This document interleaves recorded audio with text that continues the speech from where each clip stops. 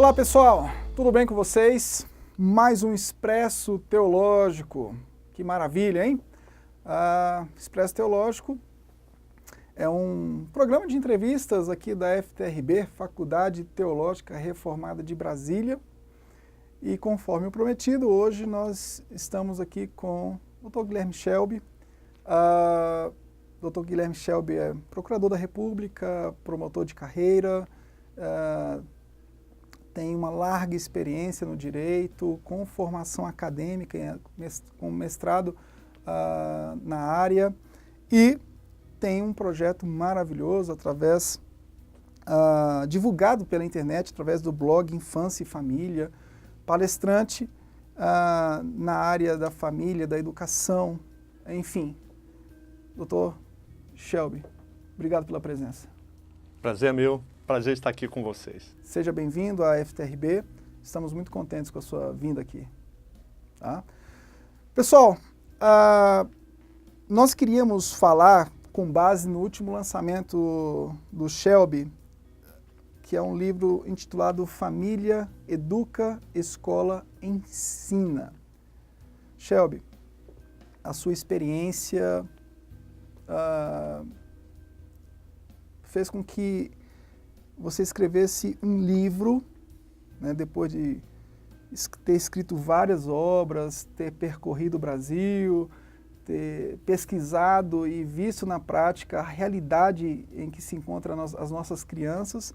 E hoje você está aqui com um livro que é um salva-vidas, na verdade, né? É aquela obra que ela precisa ser divulgada com urgência. O que essa obra trata especificamente? Bem, primeiro, uma honra estar aqui e obrigado, pastor Michel, pelo convite. Nós, na verdade, no Brasil, temos uma história em que os políticos e a própria sociedade, ela identificou na educação um grande instrumento para a cidadania, um grande instrumento para o resgate contra a miséria, para a nação se elevar como um todo. Mas quando nós falamos de educação, nós não estamos falando apenas da escola. A escola é educação e ensino. Há também uma formação moral que a lei e a Constituição diz é incumbência da família. A formação moral e religiosa de crianças e adolescentes, de acordo com a Constituição, artigo 226, 229, Convenção Americana dos Direitos Humanos, é expressa em dizer que os pais é que têm o direito à formação moral dos filhos menores. Mas mais do que isso, na formação do professor brasileiro e da educação pública brasileira, de uma forma muito clara, há uma lacuna muito grave, porque tanto as políticas públicas na educação quanto a formação acadêmica dos professores não contempla conhecimentos mínimos sobre as leis que regem educação, família e infância. Então, esse é um dos motivos, essa grave lacuna, é um dos motivos que eu posso garantir estão nos péssimos resultados da educação brasileira. Imagine você, os últimos exames internacionais, o Brasil não se qualifica nem na América do Sul, não se qualifica nem entre os 3 melhores sistemas. No mundo, o Brasil está sempre nos 10% piores sistemas de educação do mundo. O nosso nível de educação é africano. Ora, diante dos investimentos públicos e diante da relevância desse tema, é necessário nos debruçar. Quais são as causas disso? E eu trago nesse livro, especificamente em relação ao tema sexualidade. A lei é clara em estabelecer limites para a família, para a escola e para a sociedade em geral. Criança não é objeto. A criança e o adolescente são sujeitos de direito. E nesse livro eu estabeleço qual o papel da família, de acordo com a lei, de acordo com as decisões dos tribunais, e qual o papel da escola nessa tarefa. Quer dizer, nós temos aqui então o que nós estávamos conversando no café sobre a questão da privatização da fé. E falamos também um pouco sobre a questão da teologia pública, ou seja, a fé na esfera, na sociedade, na vida, enfim, nas questões políticas, públicas, as questões da sociedade no geral, na questão da educação.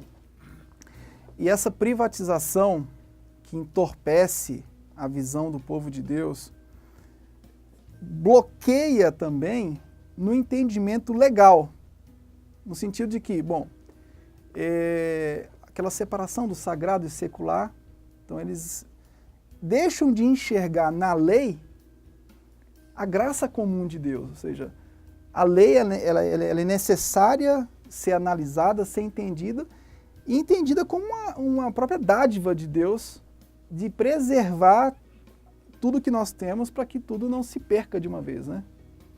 E é nesse quesito que o senhor parece que trata, né? Esse conhecimento legal fundamental para orientação básica, tanto de alunos e professores. Exatamente. À medida em que tivermos uma noção exata de que toda a nossa vida é espiritual, e aí eu me refiro aos cristãos, de uma maneira geral. Biblicamente falando, não há nada que não seja espiritual. Tomar banho é espiritual, lavar a mão é espiritual, dirigir o carro no trânsito é espiritual, trocar a fralda do bebê é espiritual, torcer para um time de futebol é espiritual, tudo é espiritual. Em que sentido? Pode ou não agradar a Deus. Eu trago essa noção bem clara para dizer o seguinte: pode haver alguma coisa mais espiritual do que orar? E aí eu pergunto a você, imagine uma criança se afogando numa piscina. O que mais espiritual podemos fazer para essa criança? Pular na piscina e salvá-la? Ou nos ajoelhar e vê-la morrer orando? Essa é a pergunta. Então, do ponto de vista dos arquétipos espirituais da nossa geração, não. Orar é o que há de mais espiritual. Não. Orar é espiritual. Também, né? Mas em vários momentos da vida, pastor, a atitude mais espiritual é pular na piscina. Sim. E salvar a criança. Colocar a fé em ação. Ir à delegacia, indicar o possível estuprador de uma mulher e fazê-lo ser levado à prisão. Lá nós oramos por ele, se for o caso. Mas é necessário que, eu disse uma vez e repito, eu acho que em alguma medida os cristãos se tornaram tão espirituais que perderam a humanidade. Isso é grave. Porque a Bíblia diz, se nós não amamos ao próximo ou ao irmão que vemos, como iremos amar a Deus que não vemos? Portanto, as obras da fé, porque a fé sem obras é morta, mas essas obras são todas manifestadas no cuidado com o próximo, literal, roupa, comida. Então, há sim uma relação direta entre comportamentos e fé. E se a nossa fé não gera esses comportamentos, há um problema na fé. Não é o comportamento que vai salvar, mas é a fé que está com problemas. E nós ficamos nesse meio. A Bíblia não foi uma vez, mas uma vez, claramente, o Senhor repreendeu um grande homem de Deus que orava, porque orava no momento errado. E é o próprio Deus que fala para Moisés, por que clamas a mim? Está lá em Êxodo. Ou seja, uma repreensão, não é hora de orar, é hora de agir. Quer dizer, nós precisamos conhecer as leis, precisamos conhecer os princípios, precisamos conhecer os fundamentos. O senhor estava me falando que tem muitos professores que não conhecem as leis que fundamentam as bases curriculares. Isso é um absurdo, né? Esse é um problema estrutural na educação brasileira. Os professores, na sua formação acadêmica, e os gestores da educação, quando formulam políticas públicas, não fazem ideia nenhuma das leis, da Constituição, do Código Civil, do Estatuto da Criança e do Adolescente, leis fundamentais para quem lida com educação e crianças.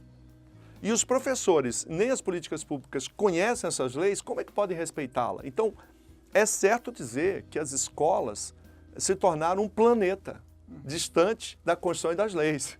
Então, ninguém sabe o que faz, ninguém está sabendo de nada, né? Não conhece, porque imagina você, eu vou dar um artigo de lei aqui, o professor que estiver me assistindo, eu desafio, você conhece o artigo 232 do Estatuto da Criança e do Adolescente? Os professores não conhecem esse artigo. O que diz o artigo 232 do Estatuto da Criança e do Adolescente, Lei 8.069, de 1990.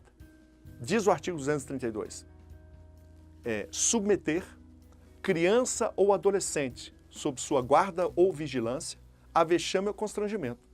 Pena de 6 meses a 2 anos. Essa norma é fundamental o professor saber que há um crime se você tem aos seus cuidados, criança ou adolescente, está sob sua guarda ou vigilância, e você submete a um vexame. Vexame é humilhação. Chama de um apelido, xinga, humilhação. Ou constrangimento, se você obriga ela a fazer algo que ela não está obrigada a fazer. Por exemplo, existem professores que obrigam alunos, crianças ou adolescentes, a participarem de peças de teatro em que a criança se sente humilhada naquele papel. Então isso é constrangimento e humilhação também. Então isso é crime e o pai pode ir à delegacia representar contra o professor e o professor ser punido de 6 meses a 2 anos de prisão. Por que isso não acontece muito? Porque o outro lado da moeda, ou seja, as famílias dos alunos, também não conhecem as leis. Então o que esse livro quer trazer? Cidadania. Cidadania para as escolas, cidadania para a sociedade civil, para as famílias. Porque é um direito conhecer as leis justas, é uma lei justa. Ou seja, como a gente fala muito sobre graça comum, então, com certeza Deus, em sua soberania, agiu poderosamente na feitura dessas leis. Ele iluminou alguns legisladores e algumas leis elas são fundamentais até para desconstruírem outros estatutos menores, na verdade, né? Que às vezes nós, por exemplo, vemos uma portaria de um órgão público que diz você tem que fazer isso, uma portaria de uma escola municipal obrigando o professor a lecionar conforme uma cartilha tal.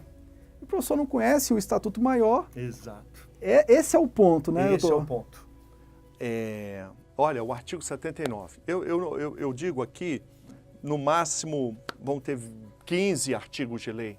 Não é muito. Mas são os fundamentais. Os fundamentais da Constituição, do Estatuto da Criança, Código Penal, Código Civil.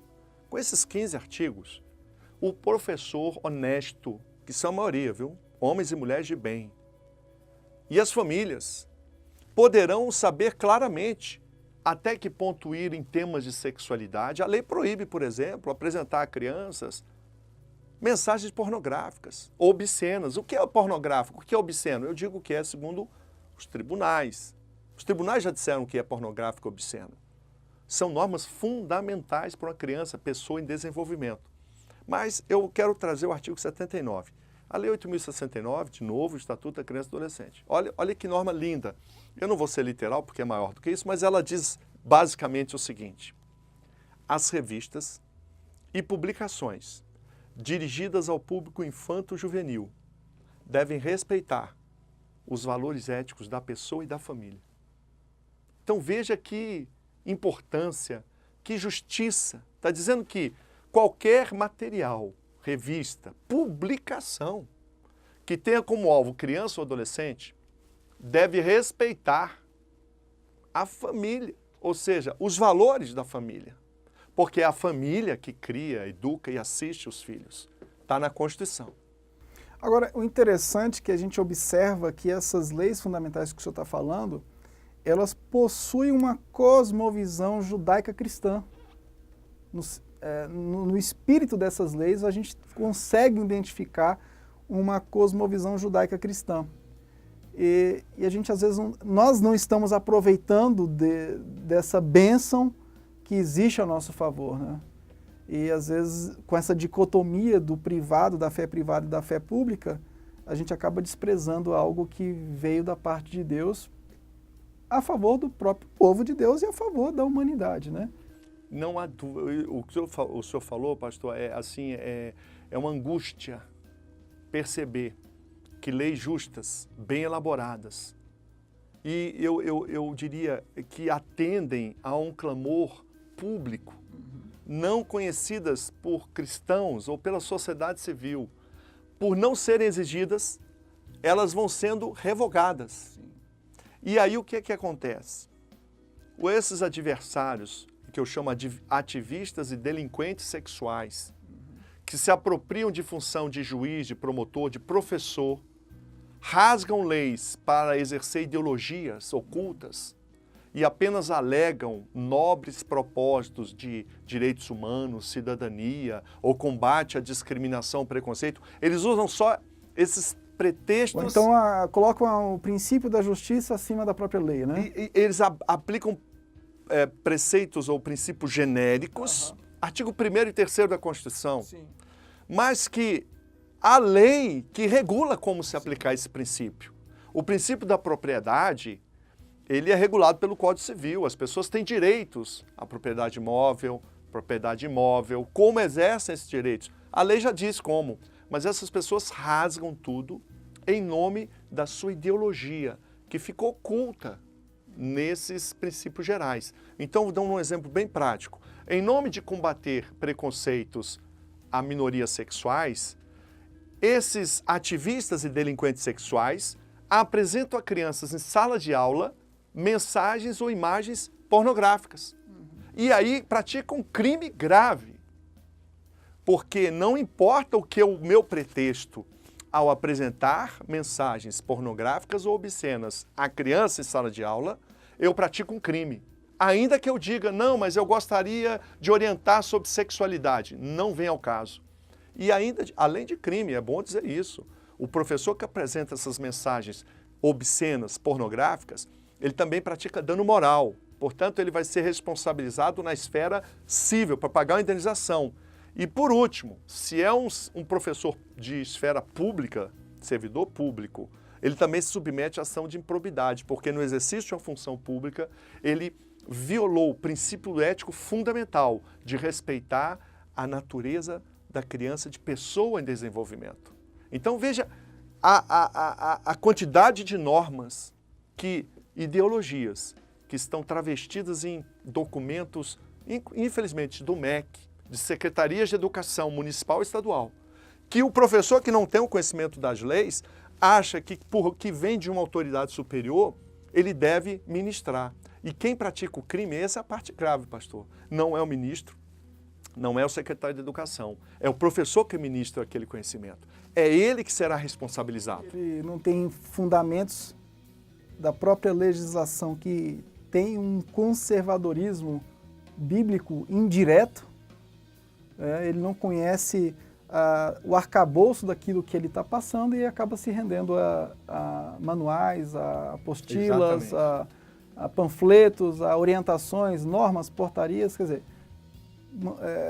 questões jurídicas inferiores àquilo que realmente nós temos como arcabouço que ordena a sociedade. Bom, infelizmente chegamos ao fim, mas eu quero te pedir que acompanhe o canal da FTRB.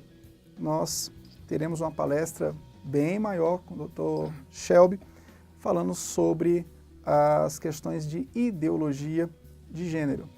E depois nós temos novidades aí para anunciar, a gente não vai anunciar nada antecipadamente, mas estamos aí conversando acerca de algumas questões. Shelby, obrigado. Obrigado, pastor. Prazer receber aqui o senhor. O tempo corrido e Deus te abençoe, meu irmão. Te dê graça, abençoe a sua casa, sua família, a sua vida e nessa andança aí no Brasil, que Deus te ilumine para a glória dele. Tá bom? Obrigado. Deus abençoe, irmãozão. Obrigado. Um abraço, gente. Até a próxima.